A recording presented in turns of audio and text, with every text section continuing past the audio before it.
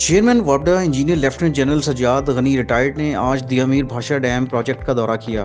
ان کا یہ دورہ جمعہ کے روز پروجیکٹ کی ایک سائٹ پر رونما ہونے والے حادثہ کے پس منظر میں تھا۔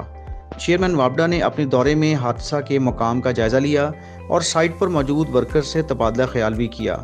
جنرل مینیجر سیکیورٹی وابڈا، chief executive officer Diamer Bhasha dam, general manager Diamer Bhasha dam project وابڈا اور دی امیر بھاشا ڈیم کی ضلعی انتظامیہ کے علاوہ کنسلٹنٹس اور کنٹریکٹرز کے نمائندے بھی اس دوران موجود تھے۔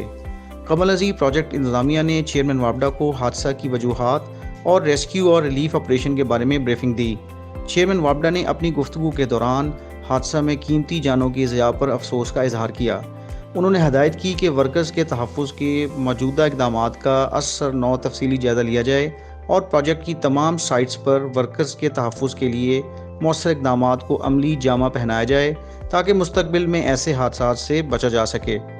چیئرمین وابڈا نے اپنے دورے میں حادثہ کے دوران معمولی زخمی ہونے والے ورکرز کو امدادی رقم کے چیک بھی پیش کیے۔ یہ بات قابل ذکر ہے کہ چیئرمین وابڈا نے گزشتہ روز جاں بحق ورکرز کے اہل خانہ کے لیے 5 لاکھ روپے فی کس، شدید زخمی افراد کے لیے 5 لاکھ روپے فی کس، جبکہ معمولی زخمی افراد کے لیے 2 لاکھ روپے فی کس امدادی رقم کا اعلان کیا تھا۔ یہ امدادی رقم اس زرتلافی کے علاوہ ہے جو کانٹریکٹرز ان افراد کو قواعد و ضوابط کے مطابق ادا کریں گے۔ چیئرمین وابڈا نے زیر تعمیر داسو ہائیڈرو پاور پروجیکٹ کا بھی دورہ کیا اور سٹارٹر ڈیم، کٹ آف وال اور زیر زمین پاور ہاؤس پر تعمیراتی کام کا جائزہ لیا۔